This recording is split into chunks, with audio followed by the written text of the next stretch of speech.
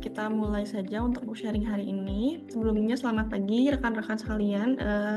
Saya ucapkan terima kasih atas kehadiran dan partisipasinya dalam acara sharing online hari ini.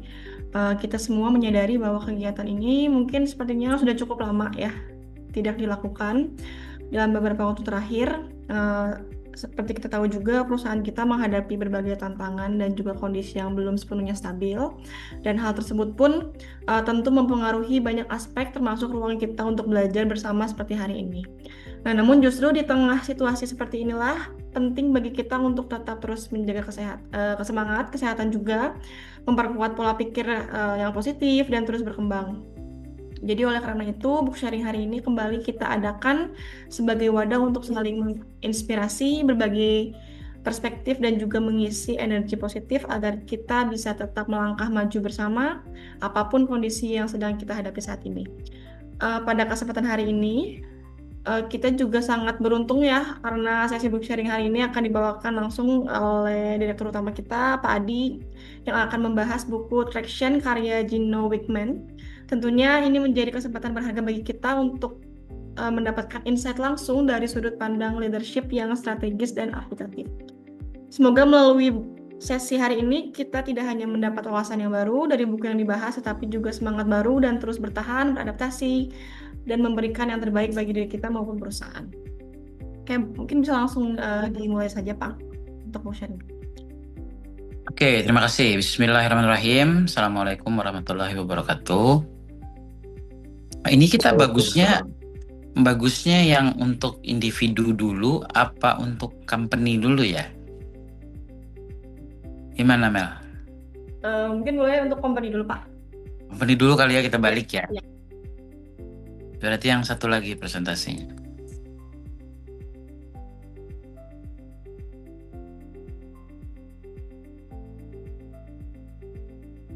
Oke. Panduan bertahan hidup di galaksi bisnis, mengupas rahasia traction dari Gino Wickman bersama kapten saya. Oke, bukunya ini ya, aku beli di TikTok kalau nggak salah. Jadi penting untuk memenuhi apa namanya tuh? Kalau di TikTok tuh apa namanya? Yang suka lewat-lewat apa? Timeline apa? Lini masa. Pak. Penting untuk memenuhi lini masa kita di sosial media itu dengan hal-hal yang sifatnya membangun karakter, motivasi, pelajaran hidup begitu ya. Supaya algoritmanya tercipta gitu, sehingga nanti kalau ada apa-apa dia suka muncul di kita gitu, di sosial media kita, karena kan dia membaca kebiasaan kita dan akhirnya dia akan memasukkan semua ke sana. Jadi manfaatkan sosial media itu tidak hanya sekedar untuk ngelihat yang seru-seru doang atau yang sedang trending doang, tapi juga membantu mengembangkan diri kita secara positif. Jadi tidak selalu berdampak negatif sebenarnya sosial media itu. Beli kemarin begitu ya. TikTok salah satu yang menurutku berhasil menciptakan sebuah sistem di mana orang tuh kalau order gampang banget. Kalau di Tokopedia kah, di Shopee kan, itu kan proses kliknya cukup banyak. Kalau TikTok itu kayaknya 1-2 klik kalau nggak salah udah langsung order dia, cepet. Nah sebenarnya kadang-kadang mempermudah user friendly itu penting sebenarnya dalam itu. Nah ini kan sebenarnya pasti juga hasil kajian yang mendalam begitu ya, hasil dari uji coba yang banyak menghasilkan sebuah produk dan sistem yang akhirnya bisa mengenerate cash dengan baik dan bertahan cukup lama di pasar. Bukunya kayak nggak salah seminggu yang lalu datang begitu ya. Belum aku baca semua, tapi berterima kasihlah bahwa hari ini itu banyak sekali orang yang sudah menciptakan aplikasi-aplikasi AI. Sehingga sebenarnya mungkin kalau bacaan ini kan sebenarnya bagian dari kalau kita lagi ngopi sore-sore, lagi di rumah santai atau bahkan di kantor tapi pengen suntuk gitu ya, daripada suntuk ngerjain melakukan sesuatu yang berbeda itu, melakukan sesuatu yang tidak terlalu berguna lah misalnya begitu ya. Main game boleh sekali-sekali, tapi kenapa juga tidak diselingi dengan membaca buku begitu. Itu kan mendistract kita dari ngerjain laporan terus, nge-tracking status progress project begitu ya. Itu kan kadang-kadang membosankan dan kadang-kadang kalau dilakukan terus-menerus tuh bikin pikiran buntu. Nah, kalau udah mulai agak buntu, stop dulu, cari refreshing dulu kegiatan yang lain begitu. Makanya saya suka juga mengurusi tanaman, itu mendistract kita dari sesuatu yang terlalu terbiasa kita lakukan, bikin jenuh, bikin ide-ide kurang mengalir dengan drastis. Nah, presentasi ini aku buat menggunakan notebook LM namanya. Ini satu produk baru yang masih berintegrasi dengan Gemini-nya Google. Satu aplikasi yang mirip-mirip ChatGPT gitu ya. Gemini-ku aku insert dengan begitu banyak informasi yang terkait perusahaan, terkait individu dan segala macam, sehingga dia akan selalu menyesuaikan ketika kita bikin apapun itu, bisa dia kaitkan dengan kegiatan-kegiatan yang sudah kita pernah masukkan. Jadi ketika aku masukkan informasi tentang buku ini dan direlasikan dengan Bima Sakti dan mau kita presentasikan di book sharing, dengan cepat dia akan bikin sekitar 10 menit selesai jadi gitu. Yang penting itu sebenarnya kita belajar untuk menggunakan AI-nya dengan baik. Ada beberapa kursus pendek begitu yang bisa kita ambil, salah satunya Coursive namanya. Itu ada banyak sekali tools AI yang bisa kita gunakan di kehidupan sehari-hari, membantu kita secara pribadi maupun membantu kita di pekerjaan yang seharusnya kita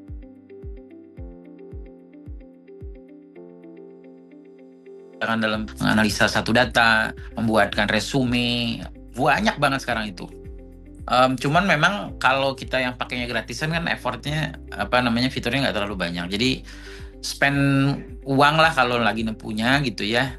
Yang aku pakai ini yang pro sekitar 300 ribuan kalau nggak salah sebulan. Tapi banyak sekali manfaatnya begitu.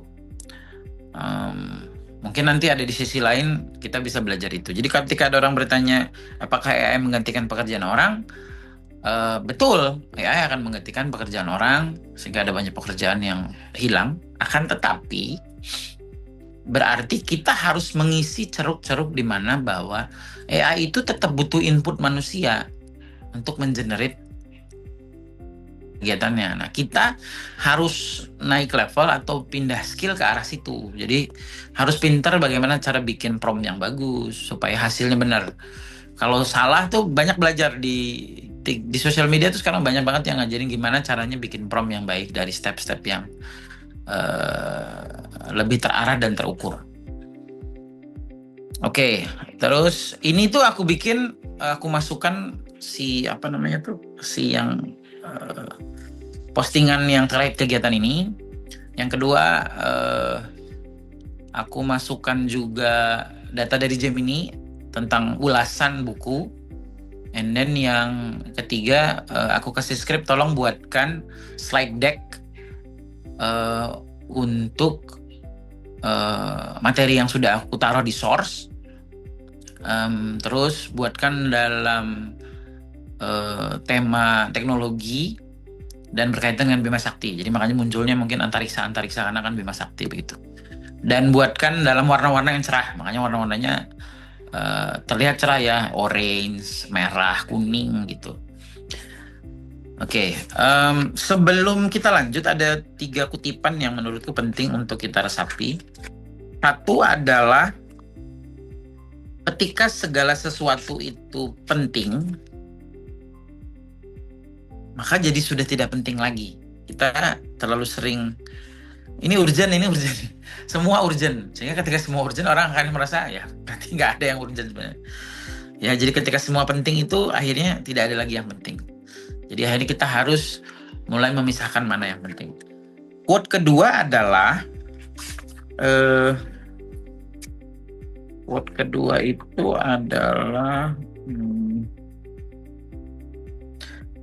ingat, yang paling penting itu bukan apa yang Anda putuskan. Kita kadang-kadang terlalu sibuk memikirkan keputusan yang terbaik itu harus seperti apa.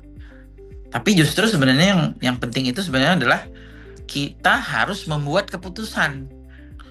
Apapun itu bentuk keputusannya. Dan harus mau berani menerima risiko atas keputusan. Nah, ini salah satu yang nanti ada di entrepreneur organisasi organizational structure itu IOS gitu ya, yang terjadi itu dalam banyak perusahaan yang berkembang dengan skema struktur yang lebar itu, keputusan itu tidak banyak dilakukan dan ada yang tidak berani melakukannya, ada yang sungkan ke atasannya, sehingga keputusan itu mengerucut hanya ke beberapa orang dan itu membuat organisasi tidak berjalan dengan baik. Karena perusahaan itu bukan one man show, two man show, three man show, tapi adalah seluruh kegiatan yang ritme dan iramanya itu diatur bareng-bareng gitu ya. And then yang ketiga adalah nanti berkaitan dengan masalah meeting, yaitu pastikan bahwa pertemuan yang efektif itu adalah pertemuan yang masalahnya benar-benar diselesaikan. Jadi tidak digantung. Jadi pastikan dalam sebuah pertemuan itu solusinya dikeluarkan atau pilihan-pilihan keputusannya dikeluarkan.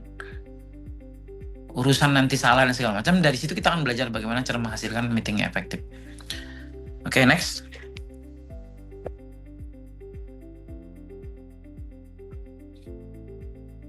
Oke, yang paling mendasar itu sebenarnya adalah kita harus punya mindset juara dulu.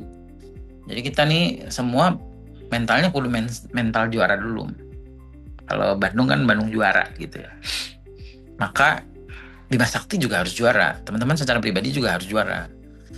Nggak bisa terus, saya kan hanya orang biasa, saya nggak perlu mengejar target, saya pengen jadi ordinary people aja, nggak mau jadi yang terbaik. Nah itu mindsetnya dari awal harus begitu dulu. Ya.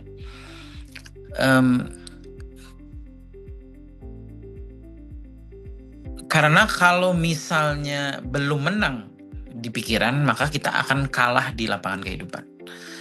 Jadi kalau di sini dibilangnya supaya kita tidak terlalu sering terjebak dalam black hole rutinitas, meeting tanpa ujung, drama terkait miskomunikasi yang sering banget terjadi di kita, dan tentu saja target yang meleset. Pekerjaan yang harusnya selesai 2 minggu molor jadi 1 bulan, 2 bulan, 3 bulan. Pekerjaan yang harusnya 1 hari molor jadi seminggu. Terus untuk membentuk mental juara, kita harus fokus, disiplin, dan tentu saja siap bangkit di setiap tekanan.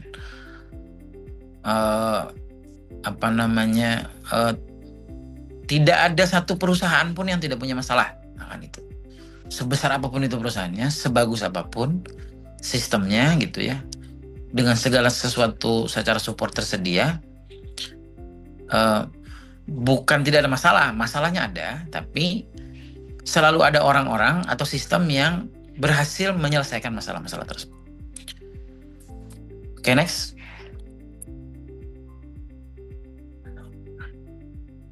Oke, hal mendasar yang perlu disiapkan tentu saja adalah visi dan misi. Itu yang merupakan navigasi kita bersama. Orang kalau berkumpul di satu organisasi, mau itu perusahaan, organisasi sosial, di kampus, hima, dan segala macam, harus punya visi misi. Karena orang harus tahu kita nih mau kemana dan mau ngapain, gitu ya. Kalau terkait visi, tentu saja kita ingin menjadi penyedia home services terbaik dan terbesar di Indonesia. Ya. And then dari sisi misi, tentu saja kita breakdown menjadi yang 4 bagian ya. Bisa itu. Kita ingin bahwa perusahaan kita menjadi seseorang dan sebuah organisasi yang believe in the higher purpose. Jadi percaya bahwa kegiatan kita ini semata-mata untuk beribadah, semata-mata bukan hanya menghasilkan uang tapi menghasilkan impact. And then yang kedua itu tentu saja inovasi ya. Kita ingin perusahaan kita tidak terjebak dalam satu rutinitas. Kita paham bahwa bisnis itu dinamis, apalagi di zaman sekarang itu perubahan begitu cepat terjadi. Ada yang namanya VUCA, volatile, uncertainty, chaos, and then A-nya apa? Lupa aku. Oke, terus yang ketiga adalah service excellence. Nah, ini kita harus bisa menyeimbangkan antara menjadi pribadi maupun organisasi yang memberikan servis terbaik. Kalau ada customer komplain, segera ditangani. SLA-nya harus jelas waktunya. Responnya harus bagus, cepat. And then solutif. And then penyelesaiannya juga tentu saja cepat gitu ya. Nah, dibalanskan dengan apa? Aku sempat ngobrol kemarin di perjalanan di Purwokerto teman-teman. Kalau kita lihat teman-teman kayak di Huawei, di UFC gitu ya. Huawei yang paling parah. UFC agak kesana tapi mungkin agak sedikit moderat lah dia. Kalau memperhatikan teman-teman yang di sana itu kerja, itu di satu sisi terlihat kayak wah hebat ya, mereka tuh fokus banget kerja gitu ya, bisa standby duduk itu dari pagi sampai sore gitu mengerjakan sesuatu serius, nggak pernah bercanda, nggak ada delay segala macam. Bahkan di teman-teman projectnya tuh kalau kita pernah berkunjung ke base camp mereka di region itu kerjanya bisa sampai 11 malam, jam 1, jam 2 gitu. Non-stop, konstan gitu ya. Di satu sisi kayaknya hebat ini perusahaan. Tapi menurutku ada sisi lain bahwa kita harus menyadari kita ini manusia sebenarnya. Manusia itu ketika diporsir terus-menerus itu dia akan burn out nanti. Kita nggak tahu titik burn out-nya itu nanti ujungnya sakit kah, mental health kah, ada kehidupan yang terkorbankan kah gitu. Sehingga aku tetap ingin bahwa ketika kita menjalankan service excellence itu tidak juga harus mengorbankan kehidupan kita yang lain atau hak hidup kita sebagai manusia baik dari sisi fisik maupun emosional gitu ya. Kita harus bisa kerja satu, ya kalau sudah waktunya pulang ya pulang, kerjaan tuh udah harus beres gitu maksudnya. Sehingga kita menutup ruang orang tuh untuk nanyanya di luar jam kerja karena kerjanya udah beres semua. Dilaporkan sebelum pulang, dilaporkan semua. Sehingga udah lengkap report. Nah, kita akan terjebak untuk harus tetap mengurusi pekerjaan itu karena kita tidak proaktif melaporkan. Sehingga kadang-kadang customer ingat jam 10 malam nanya, ini gimana? Atau hari Sabtu, hari Minggu nanya gimana? Karena kita tidak proaktif sebenarnya. Jadi bukan karena kita tidak, orang mengkonotasikan namanya service excellence berarti harus standby 24 jam untuk customer. Enggak begitu gitu. Bisa diakalin ya. Oke, itu bicara service excellence. Hackingnya begitu. And then tentu saja kita ingin sekali memberikan awarding baik ke internal karyawan gitu, karena kepuasan karyawan adalah kepuasan pelanggan. Tentu saja ya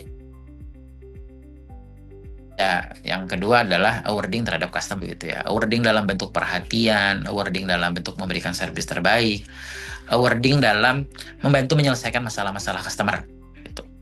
Itu visi sistem navigasi dan GPS. Yang kedua dalam buku ini tuh kita harus memperhatikan orangnya tentu saja, karena perusahaan itu harus in the right man, in the right place, in the right time. Ya, memang kita mengalami fase di mana tumbuh kita terlalu cepat sehingga mungkin saja pada saat proses rekrutmen itu kita mentoleransi beberapa kegiatan yang seharusnya menjadi seleksi awal. Karena sistem yang baik akan tidak bisa dijalankan dengan baik kalau orangnya nggak tepat, gitu ya. Nah mungkin itu bahan evaluasi kita bersama. Hari-hari sekarang itu kita jadi menseleksi secara alami orang-orang yang memang masih punya visi yang sama dengan kita. Nah, kalau dia nggak punya visi yang sama, ya sulit. Ada semua orang bersama-sama punya mimpi untuk mengejar A, and then ada 2-3 orang yang enggak, saya kerja hanya buat kerja doang, gaji doang, tidak perlu ngosong otot itu dan sangoyo itu, begitu ya. Tidak punya impian pengen naik gaji, naik pangkat, berkembang, segala macam. Nah itu yang akan mendrag down, gitu. Jadi harus juga orang-orang yang tepat. Yang ketiga, sebagai tech company kan kita pengennya kita tidak lagi menjadi construction company gitu ya. Tapi kita harus jadi tech company seperti halnya Indosat. Indosat kan dia telco company, and then bergeser menjadi tech company. Nah, salah satu ciri tech company adalah dia adalah tech and data driven. Jadi harus banget kita kalau memutuskan sesuatu, menganalisa sesuatu, meeting, itu datanya harus ada, gitu ya.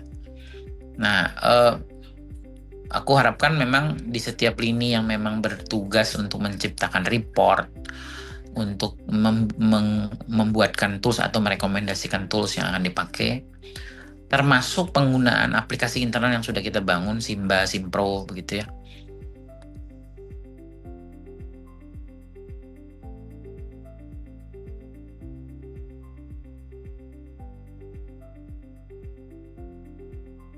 Ada tambahan, karena data tuh perlu banget akurat dan tersaji dengan baik, sehingga analisa kita tidak salah. And then yang keempat itu adalah, seperti tadi aku bilang, kita tuh tidak mungkin tidak punya masalah. Kuncinya bukan menghilangkan masalah, tapi ketika ada masalah, kita punya sistem pertahanan untuk mengatasi masalah itu. Nah, kalau dalam bahasa buku ini tuh namanya the rock. Jadi batu-batu sandungan lah. Apakah itu bentuknya batu gede atau batu kerikil.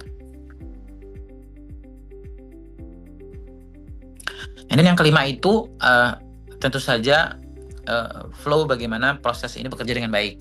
Maka kita ciptakanlah SOV, flowchart, sistem gitu ya yang kita kerjakan. And then yang keenam adalah itu tadi. Jadi gabungan keseluruhan itu dinamakan traksi. Itu adalah sebuah orkestra, sebuah organisasi yang tidak hanya bertumpu pada 1, 2, 3 orang saja, tapi seluruh elemen organisasinya bergerak bersama-sama. Oke, next.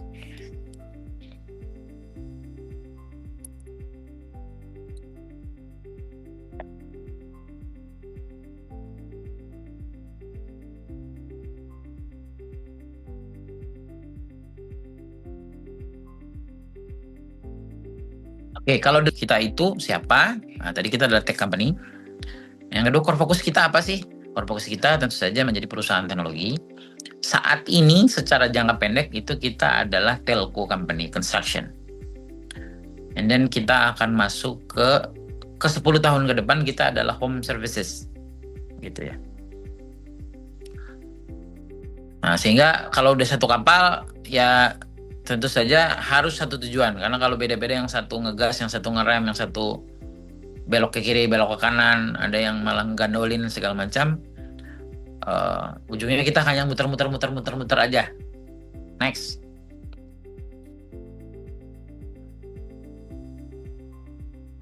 Oke, kayaknya ini pernah kita jelasin dulu di book sharing sebelumnya, yaitu ini tuh adalah satu XY axis. Kalau ke atas tuh namanya ke atas tuh adalah budaya, ke kanan itu adalah skill, keahlian dan performa, begitu ya. Usahakan banget kita jangan pernah punya orang yang di sayonara itu ya.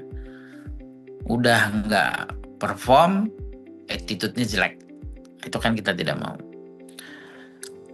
Secara kurva normal kita selalu akan ada berada di biru dan merah. Orang baik cuman skillnya kurang, atau dia ditempatkan di posisi yang salah karena skill dia ternyata tidak di situ. Atau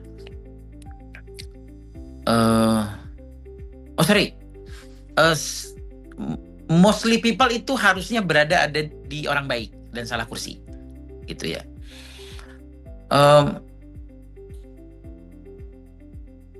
Banyak perusahaan mungkin ada yang pengennya merah, begitu ya. Nggak apa-apa, yang penting orangnya pinter, kejar target apa segala macam gitu. Jumlahnya jauh lebih sedikit dibandingin yang biru. Akan tetapi sebenarnya akan sangat tergantung sekali dengan company ini bentuk budayanya seperti apa. Kalau di kita, menurutku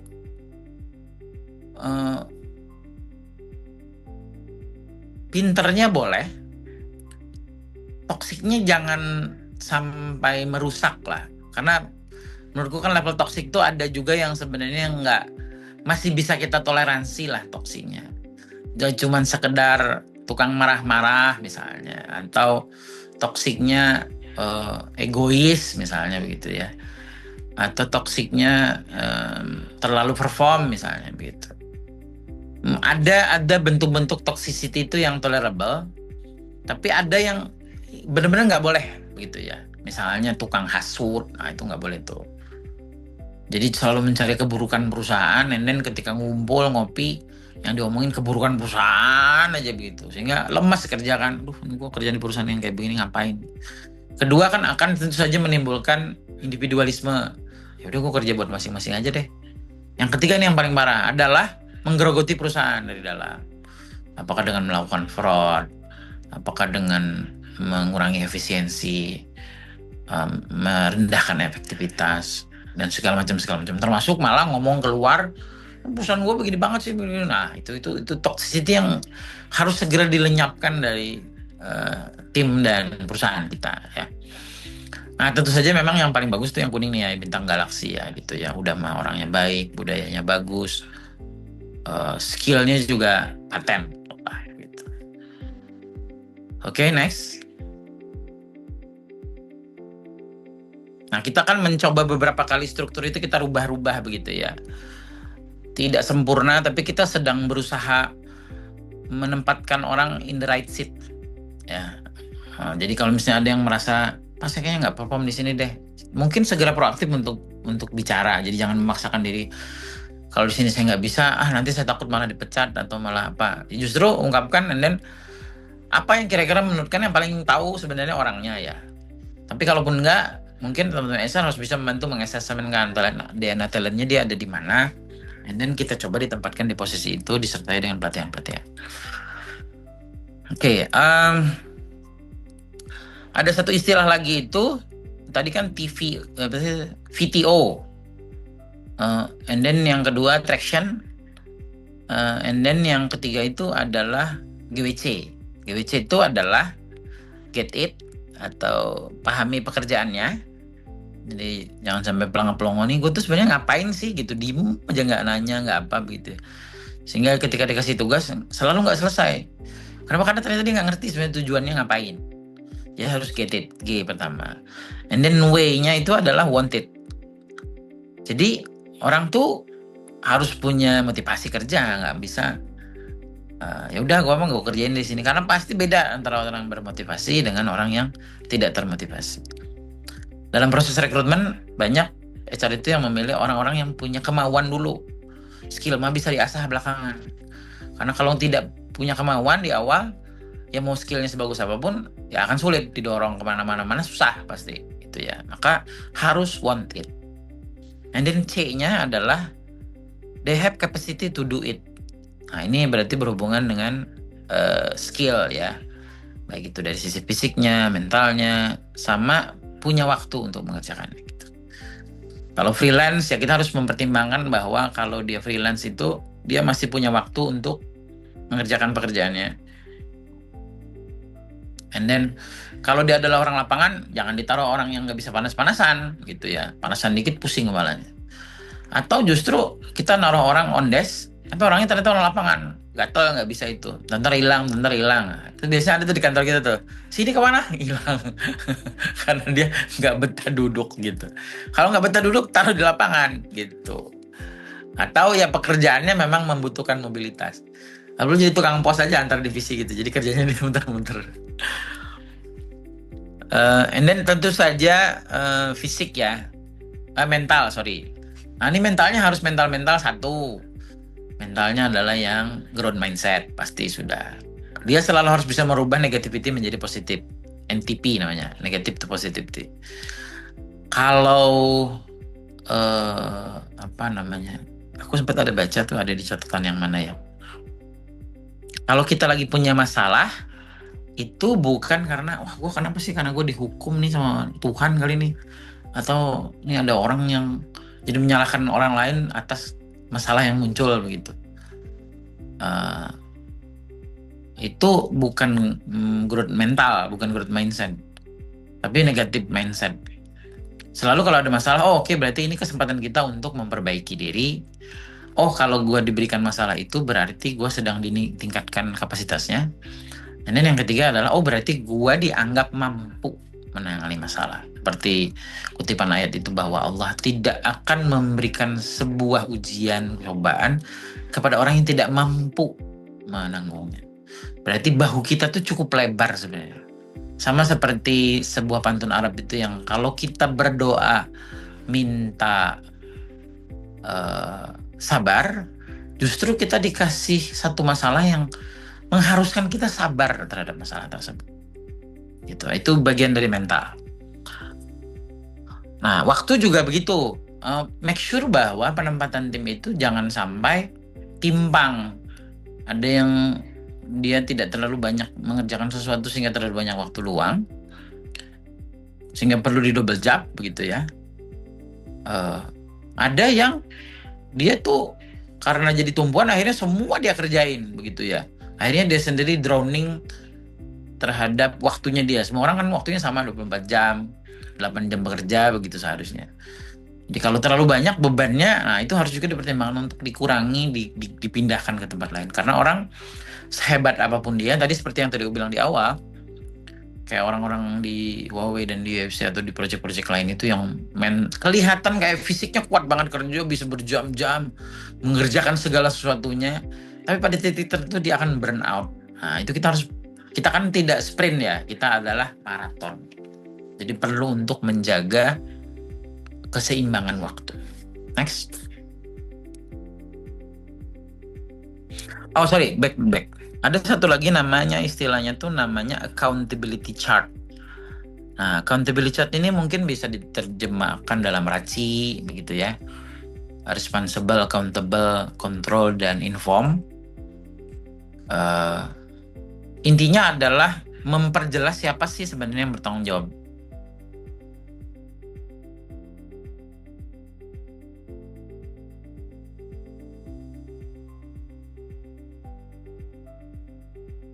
Output accountability-nya harus jelas. Oke, next. Oke, tadi terkait data.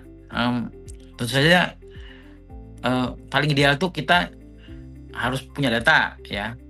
Harus percaya sama angka. Jadi nggak bisa, enggak apa, perasaan saya kayak begini kok. Pak ini kondisi di lapangannya begini. Atau misalnya, Pak ini kita nggak bisa ngajuin funding soalnya slik kita bermasalah. Kan gitu-gitu. Itu kan perasaan. Harusnya dicoba dulu gitu ya. Karena angka yang membuktikan kalau kita sudah sampai data dan segala macam ternyata bermasalah, oh berarti percayalah kita kepada data dan angka, bukan pada perasaan atau asumsi-asumsi. Yang kedua, data itu penting karena kita nih tech company, pekerjaannya tuh mostly berbentuk angka dan data begitu ya, sehingga ya data itu jadi penting. Gak bisa kita menganalisa sebuah masalah itu tanpa ada data nih, site-nya yang mana, sisa tagihannya berapa, masalahnya apa, berada di stage mana, kebutuhannya apa gitu. Itu ya. Jadi kalau meeting, nah terutama data ini dibutuhkan pada saat meeting. Kalau meeting harus ada datanya, harus siap. Jangan meeting, ya Pak sebentar datanya, pokok, habisin waktu, nungguin buka datanya lama banget. Gitu ya. Terus, nah ini banyak yang aman kok kerjaannya aman. Begitu udah mulai isu permit, begitu mulai mandornya bermasalah. Karena kita tidak rely on data. Misalnya tidak pernah kita misalnya memastikan bahwa dokumen permitnya lengkap apa enggak. Pernah kita mengevaluasi kalau kita menunjuk mandor, tuh histori mandornya seperti apa, kerjanya benar apa enggak. Ada isu enggak? Kalau dia punya tagihan yang banyak, oh jangan dipakai dulu. Karena kalau dipakai itu pasti nanti isunya akan tiba-tiba berhenti karena dia kehabisan modal apa segala macam. Oke, terus nah ini yang bagus menurutku. Buatkanlah scorecard mingguan kata dia, atau KPI mingguan. Jadi jangan KPI-nya itu bulanan. Harus mingguan. Kenapa mingguan? Karena nanti berelasi dengan meeting mingguan. Kita udah sempat jalanin weekly meeting begitu ya. Harapanku kita jalankan kembali. Nanti formatnya akan ada tipsnya di sini. Seperti apa bentuk format meeting yang baik.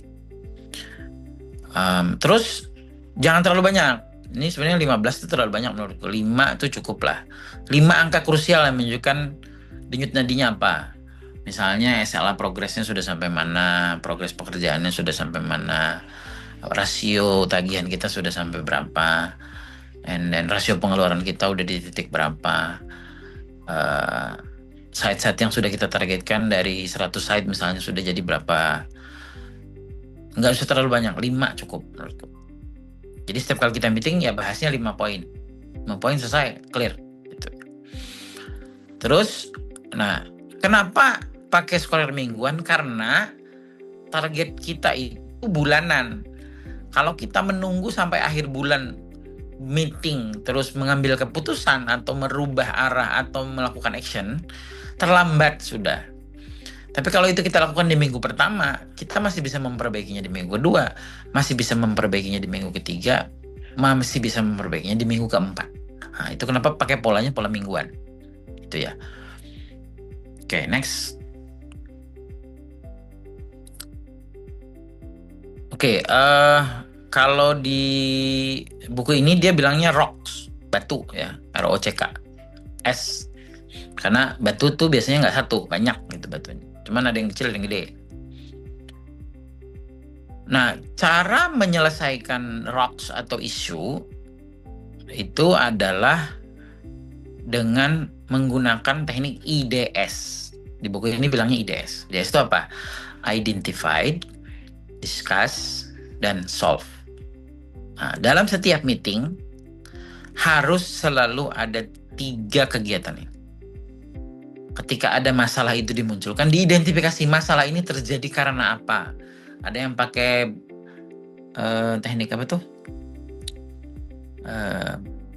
Who, when, where, itu apa? 5W1H. 5W1H. Nah, itu untuk mengidentifikasi ini masalah tuh sebenarnya apa. Jangan sampai kita hanya menyelesaikan permukaannya, toh akar masalahnya tidak diselesaikan. Kenapa bocor pipa? Karena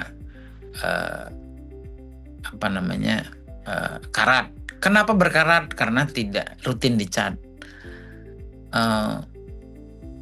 Kenapa tidak dirutin dicat? Karena orderannya tidak dipenuhi procurement. Kenapa procurement tidak memenuhi? Karena budgetnya nggak turun. Kenapa budgetnya nggak turun? Karena tidak ada uang masuk. Terus yang kedua adalah setelah diidentifikasi, didiskusikan. Nah, kalau didiskusikan itu berarti ada yang memimpin diskusinya, dan setiap orang diharapkan terlibat aktif dalam mendiskusikan.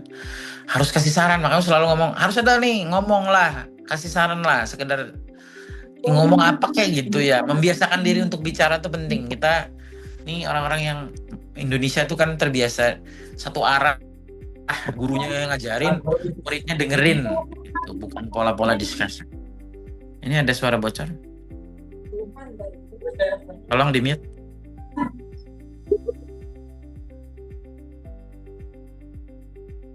Itu ya. Jadi diskusi itu harus satu terlibat aktif.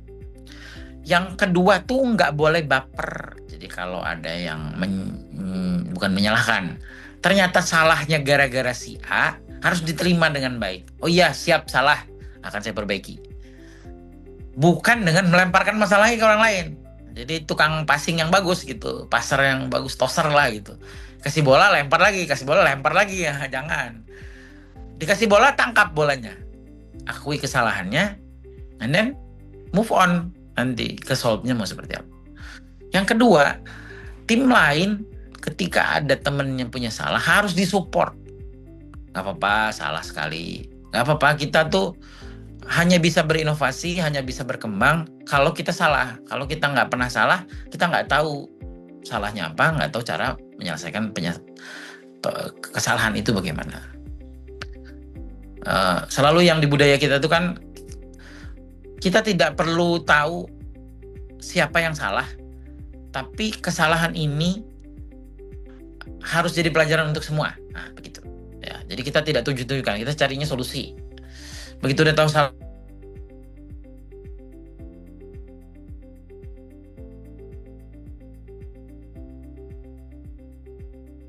ya gara-gara dia nih gitu.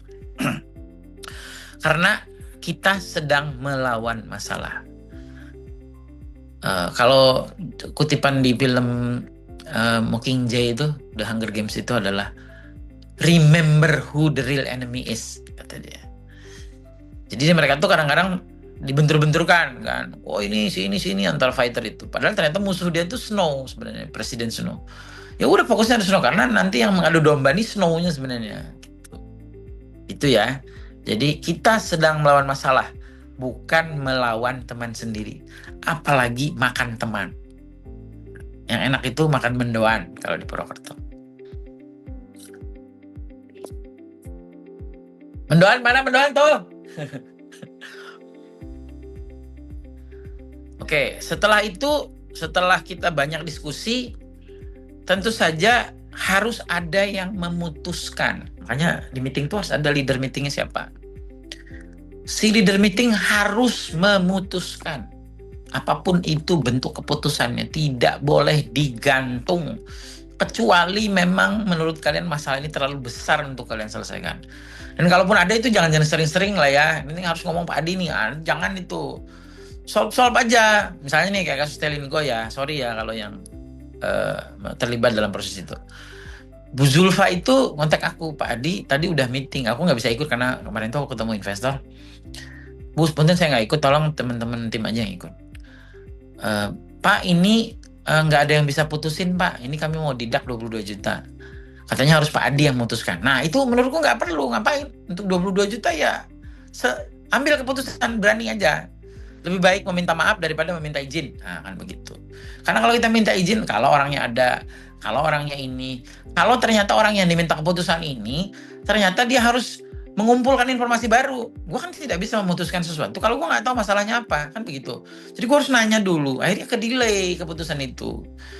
Ambil keberanian untuk mengambil keputusan.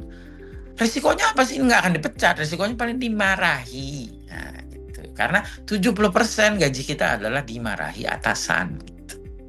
Oke? Jadi nggak boleh baper. Dan harus ada action plan. Ini harus diapakan, keputusannya apa? Ambil oleh pemimpin meeting. Siapapun itu yang ditunjuk menjadi pemimpin meeting. Gitu ya. Ini yang di weekly meeting. Oke, next.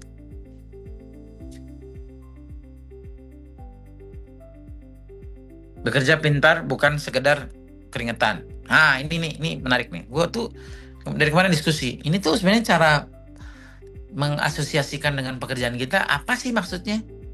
Mengerjakan 20% untuk menghasilkan 80%. Apa gitu ya? Terutama di pekerjaan kita gitu.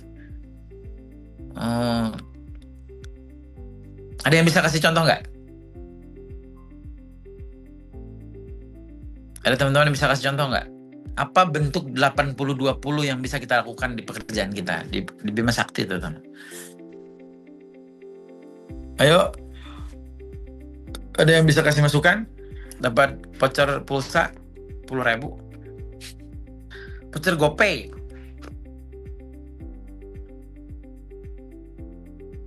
Ada? Pak Angger nih sebagai pemain baru.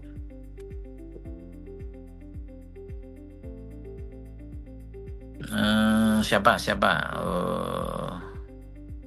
Betul? Kamal? Nelly? Kang Sandi? Pakai fitur rumus-rumus Excel Pak, biar nggak manual. Sejak ke apa tuh ke 80-20-nya? Mungkin kayak contoh yang biasanya harus ngeluarin effort 80 buat menghasilkan 80 tuh misalkan ngecek data satu-satu, terus ternyata ada rumus Excel yang cuma bisa 5 menit. Nah itu bisa menghasilkan 80 dengan effort yang 20. Yang tadinya effort 80 menghasilkan 80, ini effort 20 menghasilkan 80. Contohnya kayak gitu Pak. Oke. Ada lagi yang lain?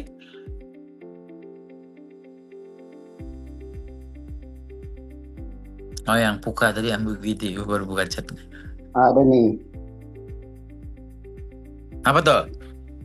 Misalkan untuk nagih 260 juta, kita tuh cuma butuh budget 1 juta Pak buat melengkapi dokumen. Oh, itu bukan 80-20 lagi itu. Bukan 80-20 lagi, itu 199. bisa 1% atau 5% kan. Jadi Begitu sih, dengan Pak. uang 20 juta harus menghasilkan 100 juta. Ya bisa begitu Pak. Bukan dengan mengeluarkan 80 juta menghasilkan 100 juta. Bukan Pak. Nah, itu ya. Itu kan kita sedang melakukan tuh. Jadi kita memprioritaskan pekerjaan-pekerjaan yang minim effort dan minim budget untuk menghasilkan result yang besar. Dengan 20% usaha itu akan menghasilkan 80% result. Nah, itu salah satunya adalah cara memprioritaskan urutan budget gitu. Ada lagi?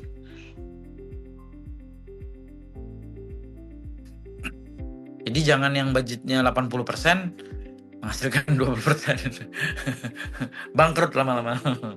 Itu biasanya terjadi kalau didesak-desak sama customer itu. Udah kerjain dulu. PO-nya belum ada, nggak bisa nagih, terlunta-lunta, udah keluar duit. Nah, itu 80% usaha menghasilkan 0 bahkan, atau 20% doang. Ada lagi? Satu lagi?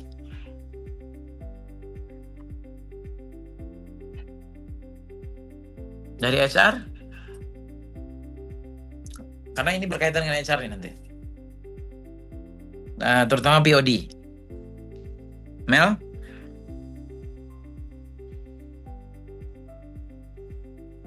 Atau Januar? Ada tuh di catatannya, ada tuh.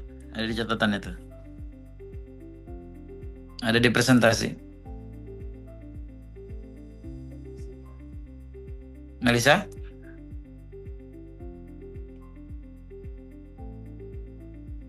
Ada Melisa? Ada Pak. Itu mungkin ya apa dari yang SOP yang terlalu tebal dan rumit yang sebenarnya udah kita lakukan sih dari program WOW yang kemarin untuk minimalisir biar yang lain juga bisa implementasiin juga dengan yang kemarin video-video yang dibuat gitu. Oke, aku kasih clue-nya begini ya. Kita itu kalau mendefinisikan workflow dari sejak funneling sampai ke penagihan itu stepnya mungkin ada 15-20 ya. Betul ya? Bayangkan seorang regional project manager atau area manager itu harus menghafal 15-20 langkah. Bahkan mungkin lebih karena di dalamnya ada rincian-rincian lagi yang detail. Atau dalam satu departemen permit misalnya begitu ya, divisi permit itu harus menghafal urutan pekerjaannya, harus ke sini, harus ke sini, harus ini, harus ini, harus ini. Itu kalau di breakdown runutannya panjang langkahnya. Maka ketika bikin SOP itu tentukan 20% titik-titik krusial saja. Mana sih titik-titik di kegiatan dia itu yang merupakan kegiatan kunci dan kalau itu di skip akan menjadi masalah di kemudian hari atau menjadi tidak performnya proses dia dan menghambat kegiatan selanjutnya. Jadi identifikasikan kalau ada 10 langkah berarti SOP-nya hanya cukup 2 langkah yang ditulis. Itu maksudnya 20% effort menghasilkan 80% result. Sisanya kita serahkan ke masing-masing orang untuk berkreasi menghasilkan itu. Cukup tentukan sekitar 20% saja titik-titik yang perlu dituangkan dalam SOP. Misalnya dalam permit itu ada Aris nggak? Ada Aris? Nggak ada ya? Atau dokumen kontrol deh. Ada siapa dokumen kontrol? TN nggak ikut. Kamal. Ya Pak. Menurut Kamal apa saja yang penting banget diperhatikan dalam dokumen kontrol? Yang pertama itu adalah terkait waktu, yang kedua itu adalah terkait dengan efektif dan ketepatannya, Pak. Oke, kalau dalam flow-nya deh. Kalau itu kan secara umum prosesnya. Dokumen kontrol itu kan dari apa, dia dari mulai menyiapkan dokumen perizinan, dalam hal menyiapkan dokumen apa tuh, klaster misalnya, terus permintaan tanda tangan, terus apa-apa gitu. Yang sering sekali terjadi kesalahan. Yang sering terjadi kesalahan itu kekurangan foto misalnya kalau dokumen, terus kekurangan tanda tangan, sama ada sedikit tipe-tipe kata sih biasanya, Pak. Nah, berarti sebenarnya mungkin SOP-nya cukup 3 poin saja. Pastikan fotonya lengkap, pastikan apa tadi? Tidak terjadi typo. Satu lagi tadi apa? Kelengkapan tanda tangan, Pak. Pastikan tanda tangannya lengkap. Gitu. Jadi SOP-nya 3 aja. Jadi orang akan lebih cepat menghafal. Karena teman-teman lapangan itu kalau dikasih SOP yang panjang, ya nggak akan dibaca sama dia. Kita tuh lagi pengen fokusnya kemana? Misalnya, bisa jadi kita ambil hal-hal yang krusial itu adalah hal-hal yang paling sering terjadi. Dari seluruh dokumen itu ternyata yang paling sering terjadi adalah suka tidak ada tanda tangannya, suka fotonya yang kurang, tadi maksudnya foto, tanda tangan, typo, Pak. Typo. Nah, udah itu aja. Jadi di flow SOP itu 3 poin itu ditantumkan. Jadi orang di reminder tuh 3 poin itu aja terus. Ingatkan bahwa tidak boleh A, tidak boleh B, tidak boleh C, selesai. Nggak terlalu banyak. Sisanya silahkan dia berkreasi sendiri. Itu salah satu bentuk 20-80, terutama yang berhubungan dengan SOP. Ini sebagai panduan bahwa kalau bikin SOP itu harus bikin sesimpel mungkin. Bagaimana caranya simpel? Ya ambil titik-titik krusialnya saja. Tidak semua proses harus dijabarkan. Oke ya, next.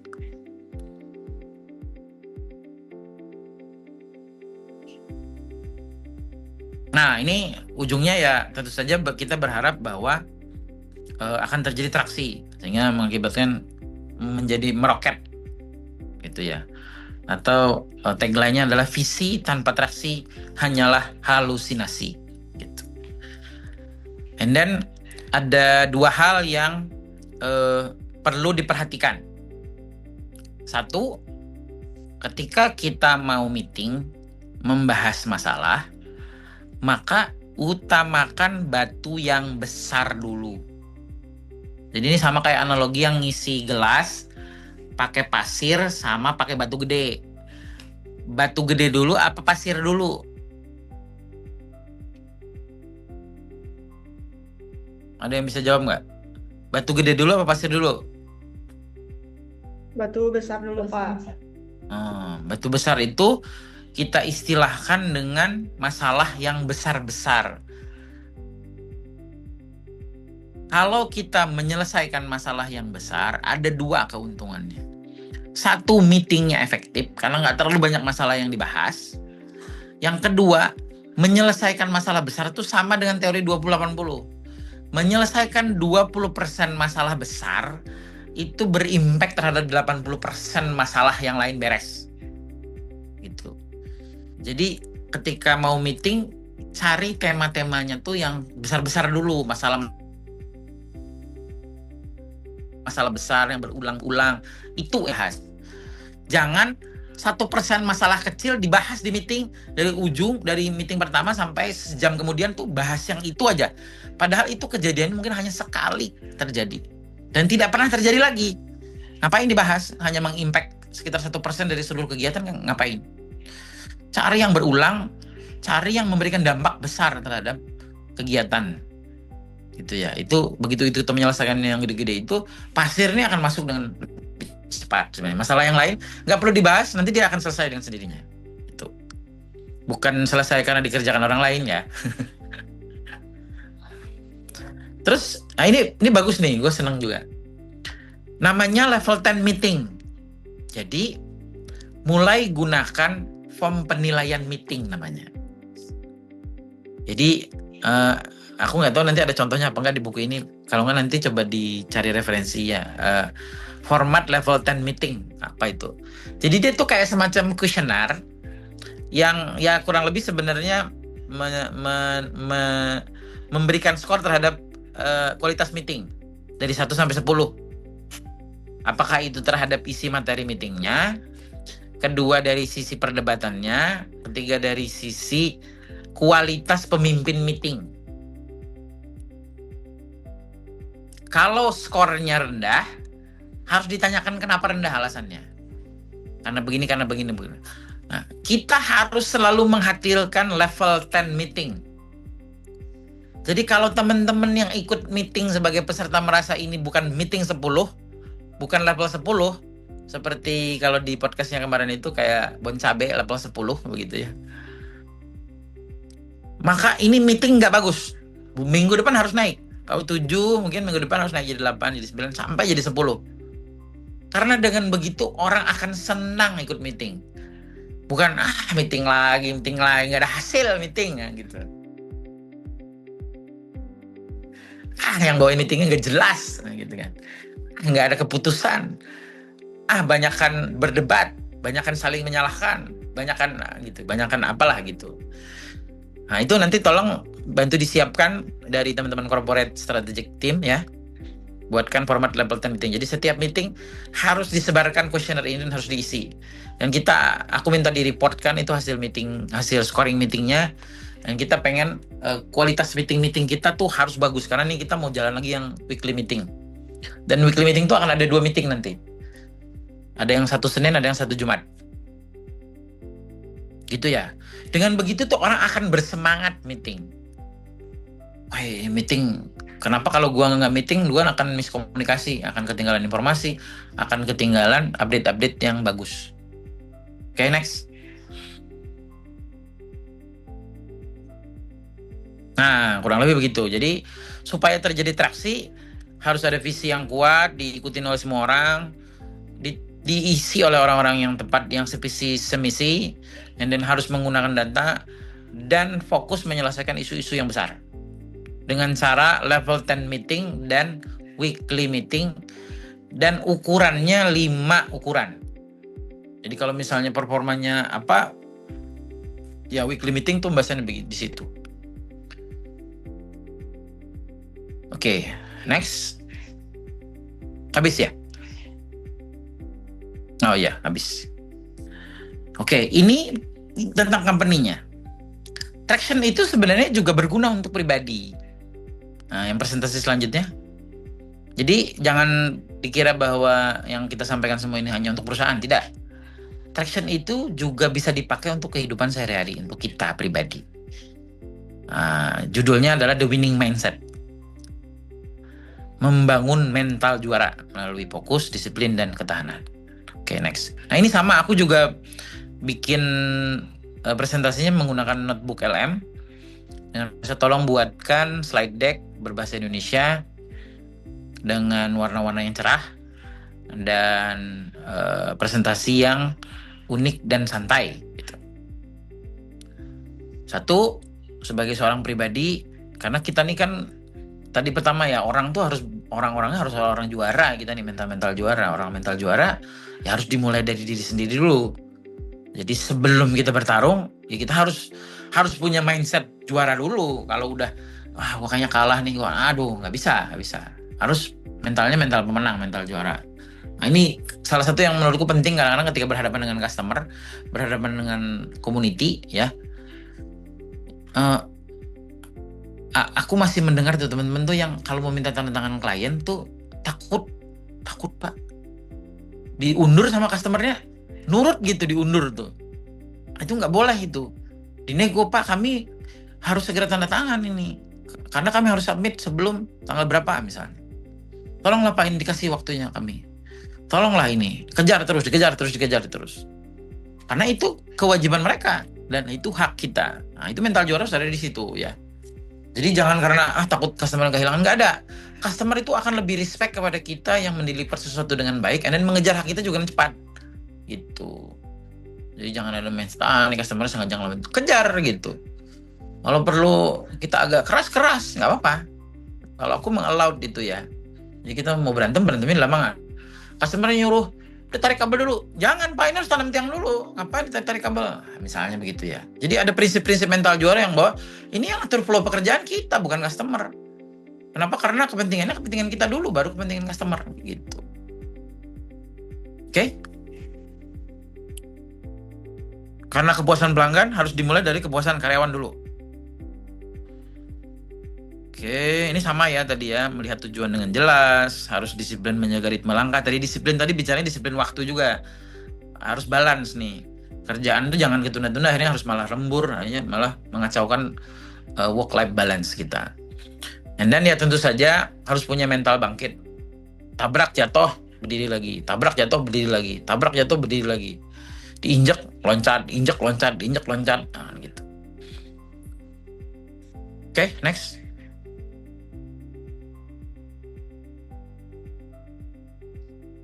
Nah, ini yang NTP ya, negatif to positif. Jadi kalau mindset orang-orang biasa itu yang negatif itu adalah dia akan sibuk mencoba mengerjakan semuanya sekaligus.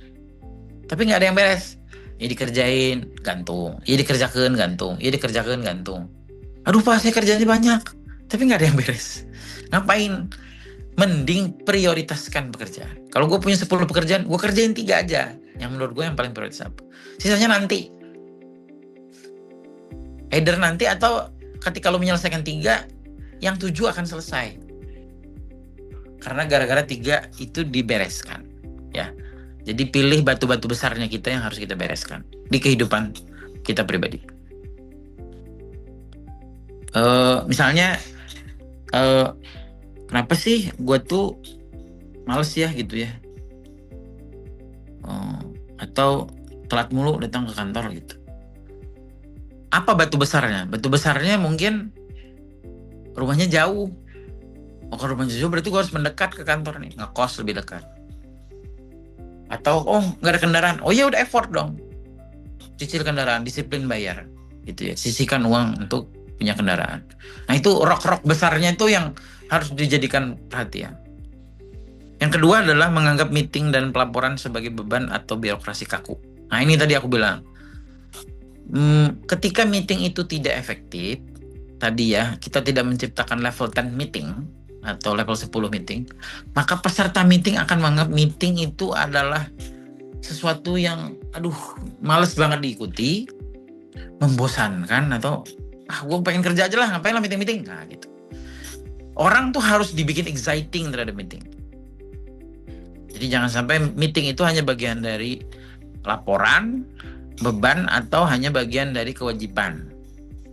Tapi harus dilihat bahwa meeting itu bagian dari kedisiplinan. Kalau kita meeting Senin, Jumat, itu bagian dari cara membentuk diri kita bahwa kita tuh harus disiplin hidup. Kalau Senin gue harus meeting, ya gue harus meeting Senin. Kalau nggak urgent banget, nggak boleh digeser. Disiplin meetingnya jam segitu, jam segitu. Selesainya jam berapa? Selesai jam segitu. Harus diatur ritmenya sampai benar-benar menjadi level 10 meeting. Dan orang senang akhirnya meeting, karena di meeting itu akan menjadikan itu sebagai disiplin, menjadikan itu sebagai mesin yang membebaskan waktu, dan mencegah miskomunikasi. Jadi gue nggak harus kerja sampai malam, gue nggak harus balas pertanyaan customer malam-malam atau di hari libur. Yang ketiga adalah mindset. Kalau ada masalah, panik duluan, saling menyalahkan, masalahnya ditutupi. Oke bos, nggak ada masalah. Nah, itu mindset biasa justru. Nah, mindset juara adalah membedah masalahnya secara objektif, mencari akar penyebabnya, dan segera mengeksekusi solusinya. Atau tadi dengan konsep IDS, identify, discuss, and then solve. Next.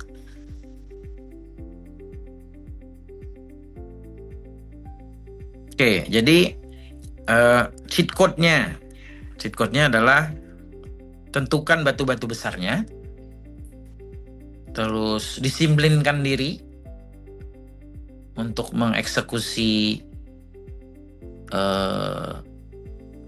target-targetnya supaya waktu kita lebih berharga. Yang ketiga, terapkan IDS. Karena dengan IDS, maka bottleneck sebesar apapun, serumit apapun, biasanya akan bisa diselesaikan. Next. Nah, ini tadi yang istilah itu. Jadi batu yang gede dulu yang dimasukin. Karena kalau kita keburu masukin pasir, maka energi kita habis untuk menyelesaikan masalah-masalah kecil. Nah, terus ini ada rumus yang baik.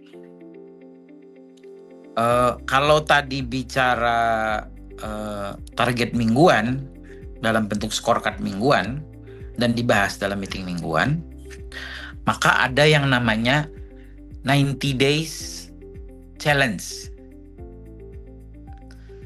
Sebuah tujuan target yang ditetapkan per quarter atau 90 hari atau 3 bulan. Ada pertanyaan, kenapa 90 hari? Kenapa nggak sebulan? Kenapa nggak setahun? Kenapa nggak sesemester? Ternyata menurut penelitian, manusia itu kalau untuk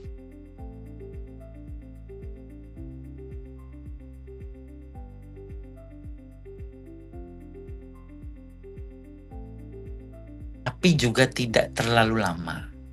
Kalau kita kasih waktunya setahun, kadang-kadang udah melempem, aduh masih lama banget setahun gitu.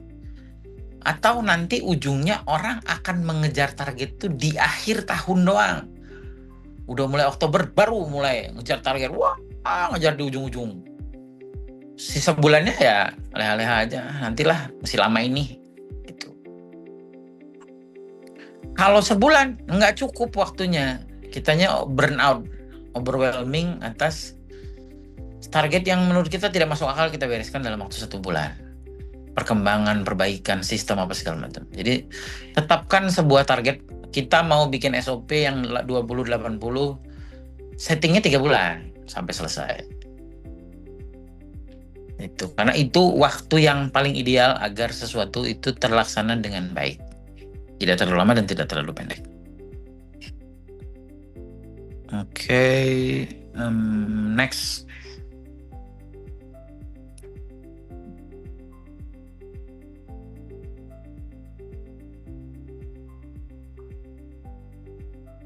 Oke, satu tentu saja ini aku selalu juga tanamkan ya, positive thinking itu adalah sama dengan menghapus asumsi. Jadi kita tuh hidup jangan terlalu banyak asumsi. Takut begini, takut begitu, katanya begini, katanya begitu. Nanti kalau begini gimana? Jangan. Positif aja dulu. Dikerjakan dulu, dijalankan dulu, diproses dulu. Jangan, kayaknya nanti, jangan itu. Harus menghapus asumsi. Yang kedua, tentu saja eksekusi itu harus dieksekusi dengan runtutan yang pas dan cepat ya. Kita nggak boleh ngerjain tuh, ritme tuh kalau terlalu lambat tuh, hidup kita tuh juga jadi lambat rasanya nanti. Nanti apa-apa lambat, dapat pacar lambat, nikahnya lambat gitu. Dapat rezekinya lambat, jabatannya lambat gitu. Jadi kalau mau hidup kita agak ini ya speednya agak dinaikin lah gitu ya. Kenapa sih kita harus percepat eksekusi? Karena satu, agar work-life balance kita itu terjadi. Kalau kerjaan itu bisa kita selesaikan dalam 8 jam sehari, berarti kita bisa pulang lebih cepat.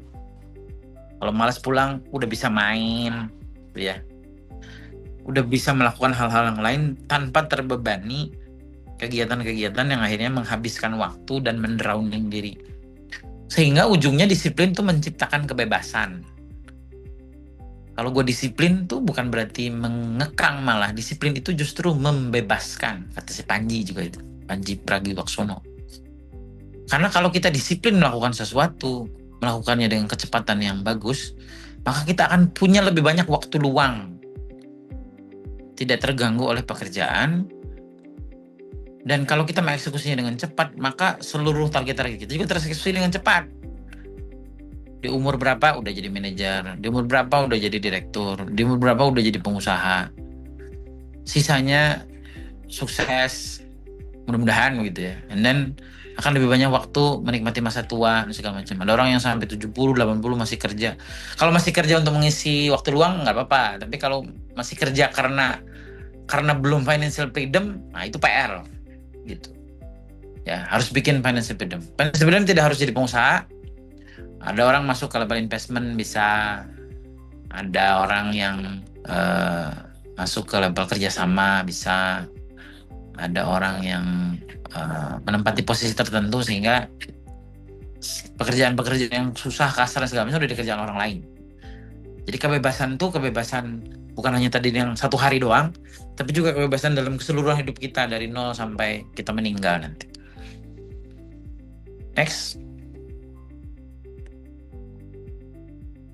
Kalau kata Rhyme Laude, ambillah pilihan-pilihan sulit itu sekarang agar nanti hidup kita akan mudah di kemudian hari.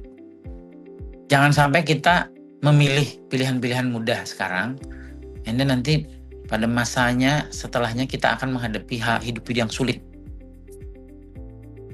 Oke, ini sama tadi ya. Jadi kalau kita punya masalah pribadi, cari masalahnya, diidentifikasi ini kenapa sampai ketemu masalahnya. And then diskusikan tuh nggak selalu harus dengan orang lain, bisa dengan diri sendiri. Ya, ngobrol lah sama diri sendiri tentang satu, kita harus menyingkirkan ego. Penting ya itu. Kita nih kadang gue memang begini karakter gue. Nah itu kadang kita harus buang dulu. Karakter yang tidak baik itu harus diterima dengan bahwa oh gue tuh begini, tapi gue punya ruang untuk menguranginya, merubahnya dan menjadi lebih baik. And then kalau ini namanya delivery plus one. Jadi delivery plus one tuh kerjain satu hal kecil aja, tapi konsisten, 1 tambah 1 tambah 1 tambah 1 tambah 1, sehingga tidak terasa effortnya, tapi impactnya akan sustain ke depan. Next.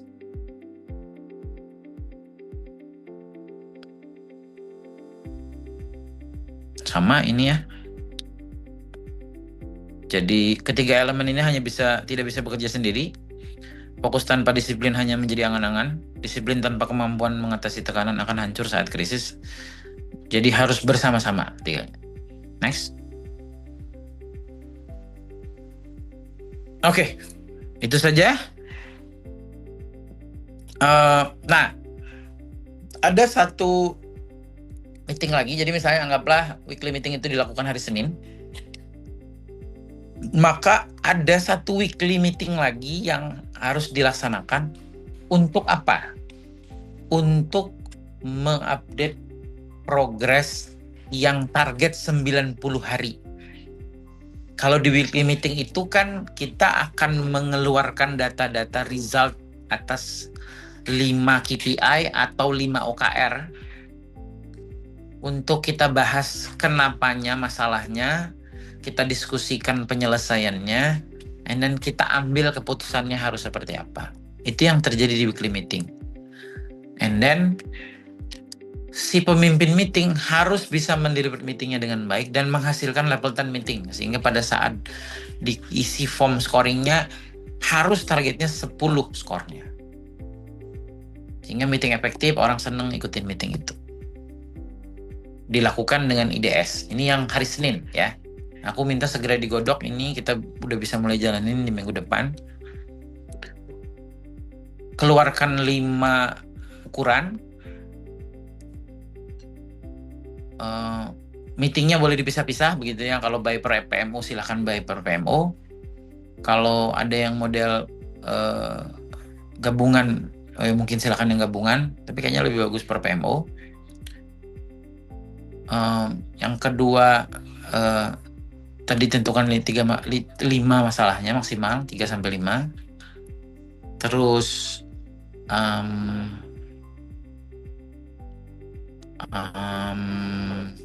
apa tadi namanya? Gunakan IDS, identify, discuss, solve, and then gunakan form level 10 meeting, sehingga kita selalu bisa mengambil keputusan perbaikan itu setiap minggu, supaya hasil akhir di akhir bulan terkondisikan dengan baik. Dan yang kedua adalah meeting untuk membahas target 90 hari kita. Dalam 90 hari kita punya target-target besarnya apa? Kalau yang bicara hari Senin itu kan yang daily. ya. Mau bikin A, bikin B, bikin C, A, B, C, D gitu ya. Yang reguler untuk mengejar target bulanan. Nah, yang 90 hari ini misalnya, kita mau bikin SOP yang polanya 80-20 tadi. Kita tetapkan 90 hari ke depan, and then setiap minggu kita bahas. Pembahasannya menggunakan level 10 meeting, menggunakan format IDS juga, untuk supaya 90 hari ini tercapai resultnya. Jadi ada meeting Senin, ada meeting Jumat. Gitu ya. Yang satu untuk kategori yang 90 hari, target-target 90 hari, yang satu untuk target bulanan mingguan. Begitu mungkin ya. Semoga bisa kita jalanin. Open to discuss begitu. Kalau ada yang mau kasih masukan, kasih saran dan segala macam. Mangga, terima kasih. Wabillahi taufiq wa hidayah. Assalamualaikum warahmatullahi wabarakatuh. Kalau ada yang mau bertanya, mau discuss, mau kasih saran, mangga. Aku kembalikan ke MC. Baik, terima kasih Pak. Mungkin untuk hari ini kita diskusi aja ya, nggak secara formal. Dari teman-teman ada yang mau bertanya atau menyampaikan, menambahkan materi, boleh langsung open mic saja.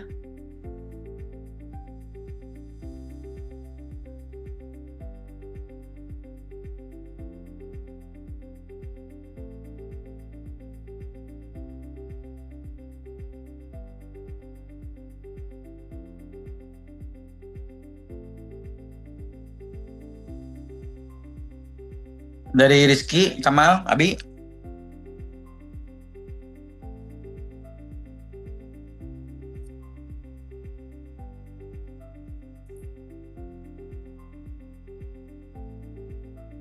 Ada?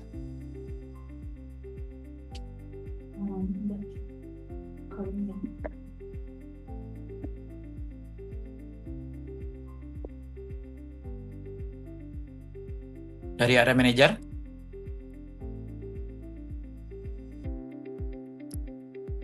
Mas Wahyu?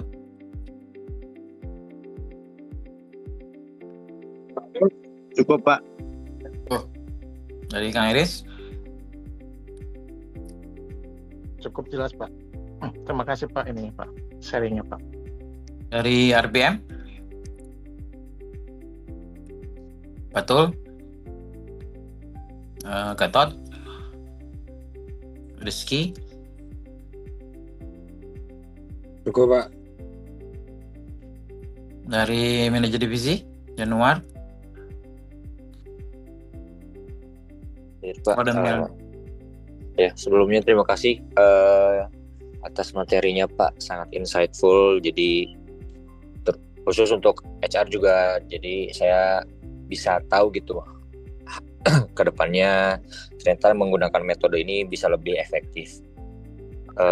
So far nanti bisa diimplementasikan as soon as possible, lebih cepat lebih baik. Itu saja Pak, terima kasih. dari teman-teman staff?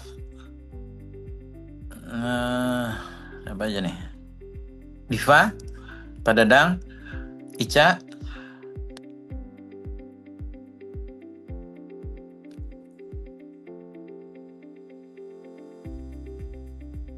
Aku titip yang Korsip coba didalamin ya.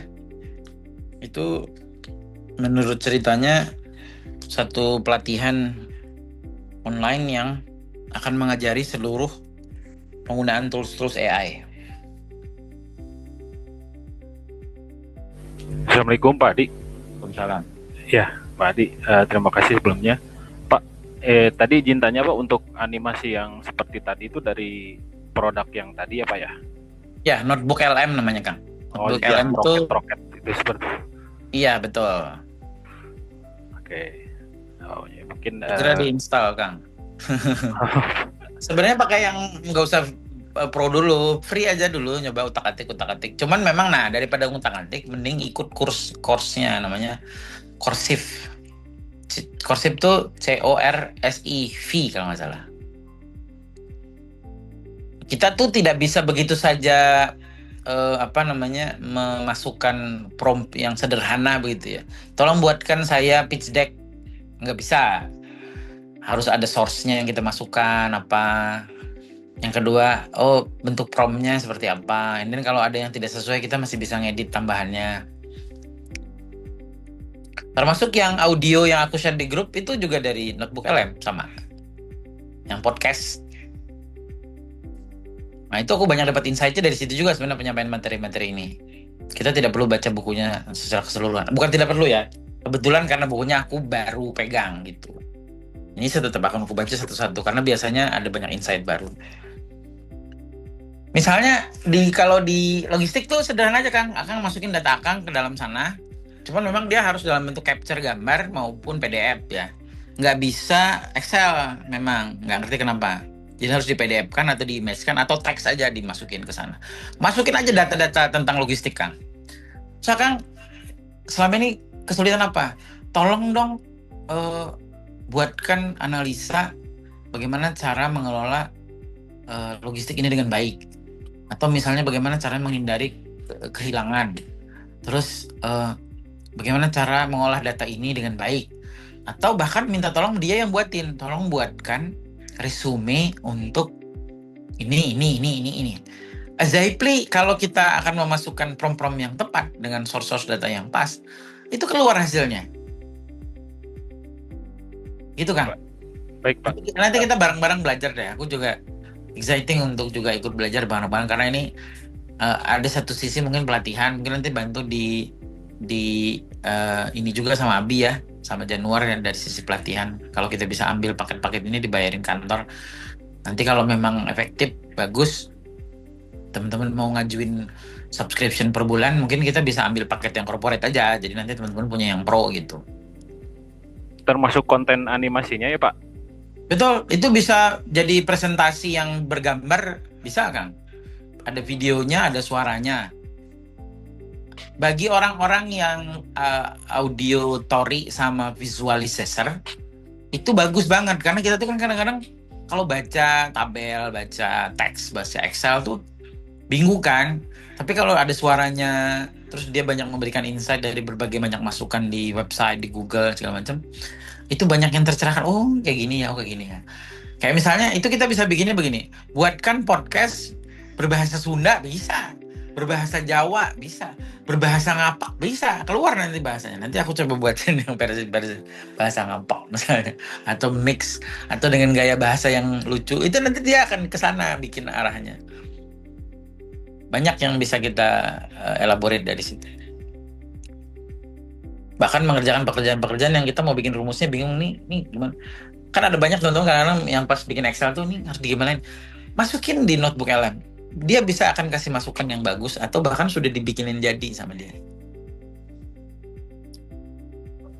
Baik Pak, terima kasih Pak. Oke.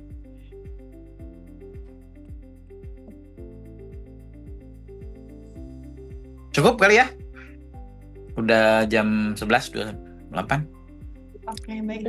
Mungkin ditutup dulu ya Pak. Sebelumnya terima kasih juga Pak. Banyak banget ada catatan untuk khususnya tim HR dan juga tim corporate secretary.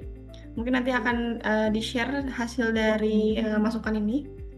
Saya izin untuk menutup book sharing hari ini.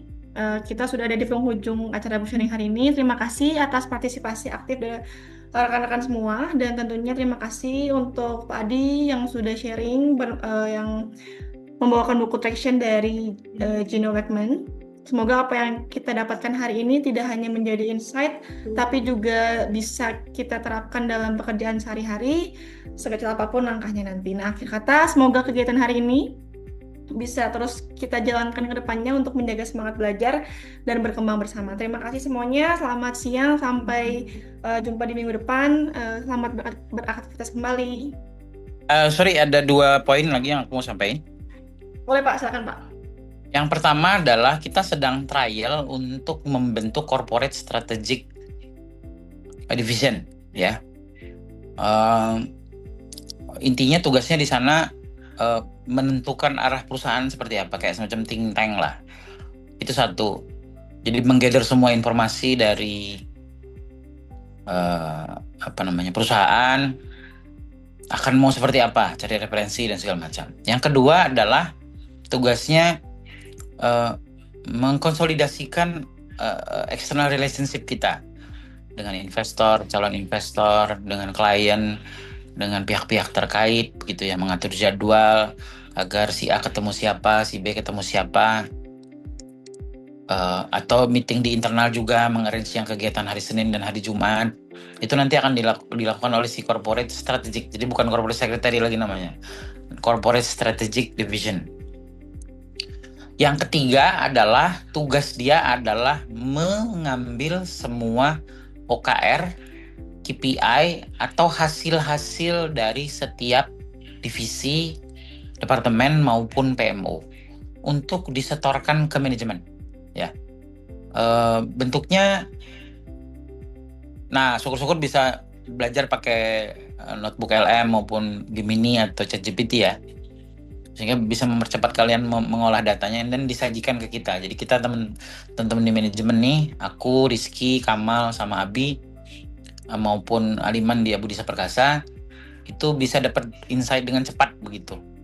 Data-datanya kalian kolek setiap minggu dari teman-teman ini dan diresam gitu ya, supaya kita dapat masukan terus-menerus tentang apa yang terjadi.